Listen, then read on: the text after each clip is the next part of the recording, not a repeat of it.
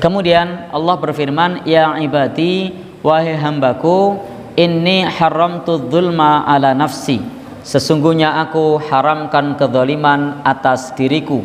Jadi Allah mengharamkan kezaliman atas dirinya. Maka kudrah Allah, ketetapan Allah itu tidak ada yang zalim. Semua ditetapkan oleh Allah dengan keadilannya. Innallaha la yadhlimu misqala dzarrah. Allah Subhanahu wa taala tidak zalim, tidak menganiaya hambanya meskipun hanya sekecil dzarrah. Ini Allah mengharamkan kezaliman atas dirinya. Kemudian Allah berpesan, wa ja'altuhu bainakum muharraman, dan aku jadikan di antara kalian diharamkan untuk saling mendolimi. Fala tadzalamu, maka janganlah kalian saling mendolimi. Jadi tidak bolehnya kita oleh Allah Subhanahu wa taala tidak boleh untuk berbuat zalim. Apa yang disebut dengan zalim? Nah, apa makna zalim di sini? Makna zalim di sini adalah wat'us syai' fi ghairi mahallihi, meletakkan sesuatu bukan pada tempatnya. Jadi setiap kita meletakkan sesuatu bukan pada tempatnya, maka itu namanya zalim. Contoh kopiah diletakkan di kaki misalnya untuk sendal, itu zalim karena bukan pada tempatnya. Lalu apalagi naruh sendal di atas meja misalnya, setelah sendalnya dibawa lalu diletakkan di meja, maka itu namanya zalim karena meletakkan sesuatu bukan pada tempatnya.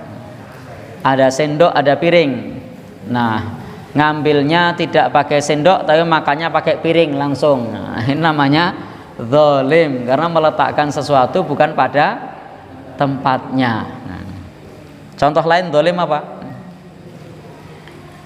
Jadi sepeda motor yang jalannya mestinya maju, jalannya malah mundur, itu zalim, tidak pada tempatnya, menganiaya dirinya sendiri.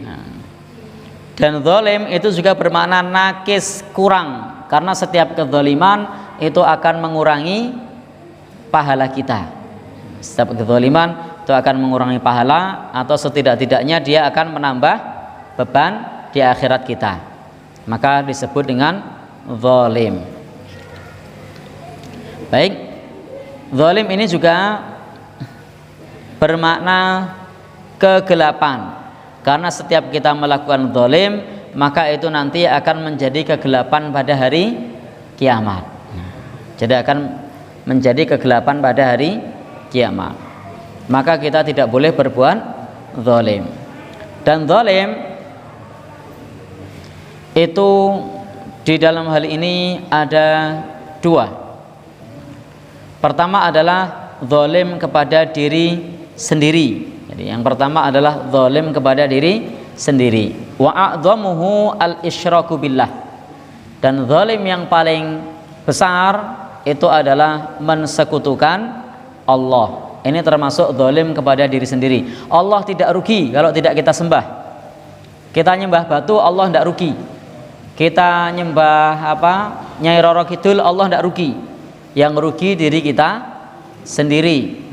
Karena itu sesungguhnya zalim kepada diri sendiri. Ini zalim kepada Allah, tetapi hakikatnya zalim kepada diri sendiri. Dan ini adalah a'dzamudz dzulmah, zalim yang paling zalim. Tidak ada kezaliman yang lebih zalim daripada syirik. Maka Allah berfirman, innasyirka la dzulmun azim. Sesungguhnya syirik itu kezaliman yang besar. Maka tidak boleh bagi kita untuk berbuat syirik, untuk menyekutukan Allah Subhanahu wa ta'ala. Kemudian yang berikutnya adalah dzulmul insan li ghairihi, kezaliman manusia kepada yang lain. Di antara bentuk kezaliman tadi zalim kepada Allah, termasuk di dalamnya juga itu zalim kepada diri sendiri. Kemudian yang kedua adalah zalim kepada yang lain, dzulmul insan li ghairihi. Nah, mendolimi orang lain ini banyak contohnya. Dalam agama kita telah diajarkan bahwasanya Nabi Shallallahu Alaihi Wasallam bersabda, Inna tima'akum wa amwalakum wa a'radakum haramun alaikum. Darah kalian, harta kalian, kehormatan kalian haram atas kalian. Kita tidak boleh menyakiti orang lain. Ini termasuk menumpahkan darah, membunuh, menyakiti, itu zalim kepada yang lain. Demikian pula amwalakum, mengambil harta orang lain, korupsi, nipu, nyolong, jupuk, ngutil, pemenang, jambret, nyopet, itu semuanya zalim kepada yang lainnya. Termasuk di dalamnya adalah wa'arodokum, menjatuhkan kehormatan, ngerasani elek, membuka aib, itu semuanya termasuk zalim. Maka zalim kepada sesama itu ada 3. 1, urusan darah, termasuk di dalamnya adalah menyakiti fisik, membunuh.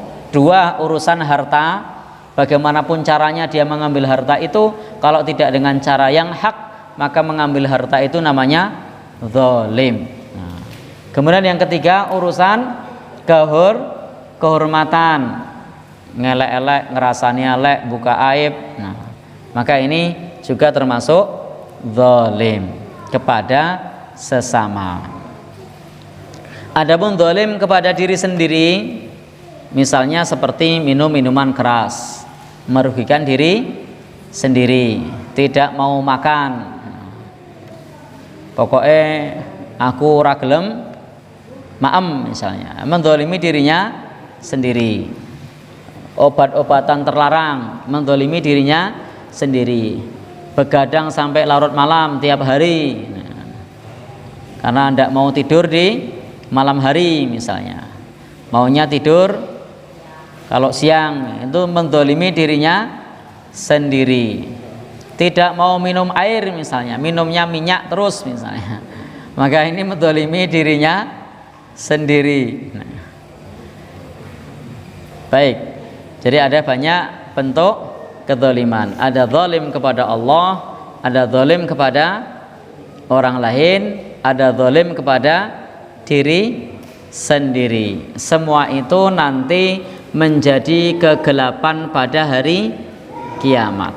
Jadi kalau kita tidak ingin gelap pada hari kiamat, maka harus kita hindari, kita jauhi kezaliman. Jadi harus kita jauhi semua bentuk kezaliman. Bapak dan saudara yang berbahagia yang dirahmati Allah, maka pesan di dalam ayat ini adalah, pesan di dalam hadis qudsi ini adalah fala tadzalamu, janganlah kalian saling menzalimi.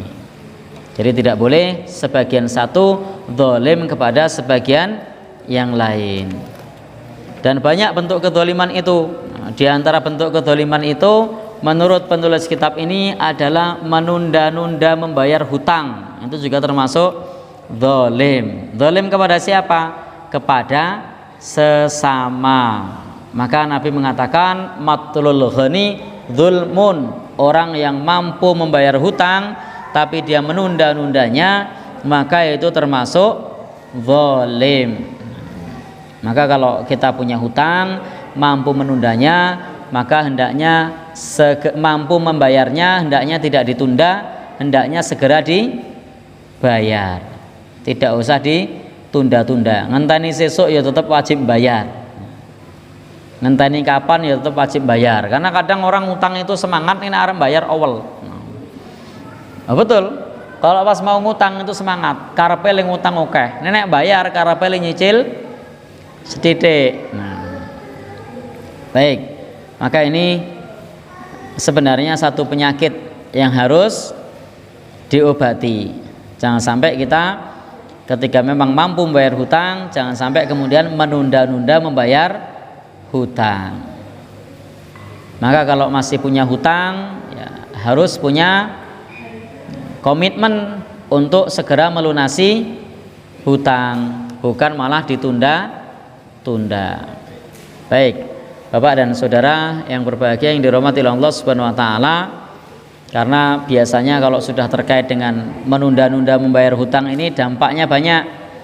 Di antaranya kemudian memutus kekerabatan, memutus silaturahim karena terkait masalah hutang piutang.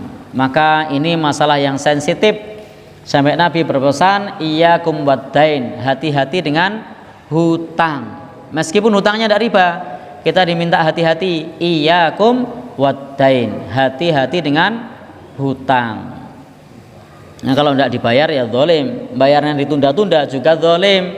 Nah, kemudian hanya janji tinggal janji juga zalim. Jadi kadang-kadang kalian janjani nganti bola bali, tetapi janji tinggallah janji. Nah, baik, ini saya tidak sedang cerita pengalaman pribadi ya, tapi ini hanya ilustrasi saja. Nah, hanya ilustrasi saja bahwa hutang piutang itu bisa menjadikan kezaliman bertumpuk dengan kezaliman yang lainnya. Sudah zalim, hutang tidak sesuai peruntukan, sudah zalim ditunda-tunda, sudah zalim berjanji-janji, sudah zalim lagi berbohong-bohong, begitu kan?